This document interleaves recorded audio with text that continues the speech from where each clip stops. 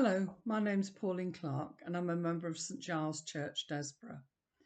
In our Practicing the Way groups and in church, we've been finding out more about the Sabbath and how important it is in our spiritual journey as followers of Jesus. This week we look at the final practice of worship, having looked already at stop, rest and delight. We've looked each week at what God intended for us when he set the precedent for keeping the Sabbath as a day of rest after his work of creation was complete. And we've also looked at God's commandment to remember the Sabbath and to keep it holy. Holy as in set apart as a special time, and to dedicate it to God for his special purposes. Jesus' teaching on the Sabbath demonstrated its purpose as a day for rest and spiritual reflection, rather than keeping a rigid set of rules. He challenged the Jewish leaders with their legalistic interpretations of the Sabbath, and instead showed its benefit for humanity, emphasizing acts of mercy and compassion on this day. We read in Mark chapter 2, verse 27, that Jesus taught that the Sabbath was made for man, not man for the Sabbath. Jesus declared that the Sabbath was designed to be a blessing for people, a day for rest and spiritual refreshment, not a burden of restrictive rules. He opposed the strict interpretation of the Sabbath laws that had become common, which he saw as hindering people's well-being.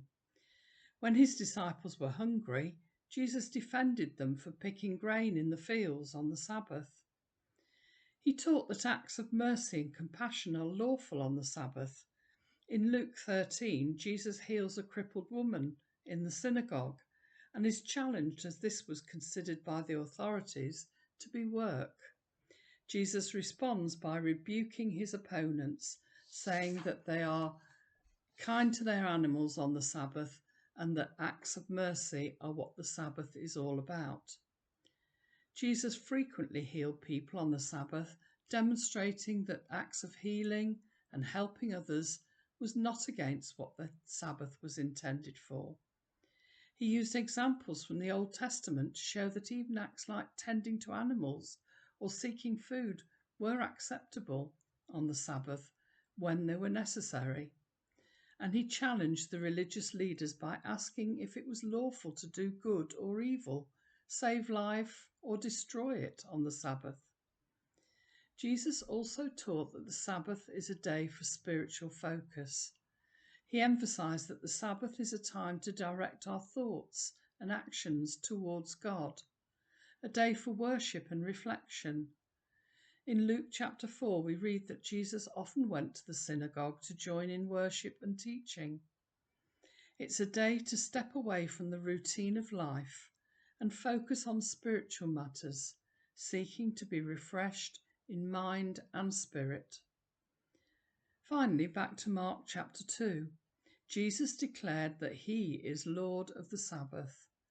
By his actions and teachings, Jesus showed his authority over the Sabbath, demonstrating that he understood its true purpose and significance. He taught that the Sabbath was a gift meant to be enjoyed and used to draw closer to God.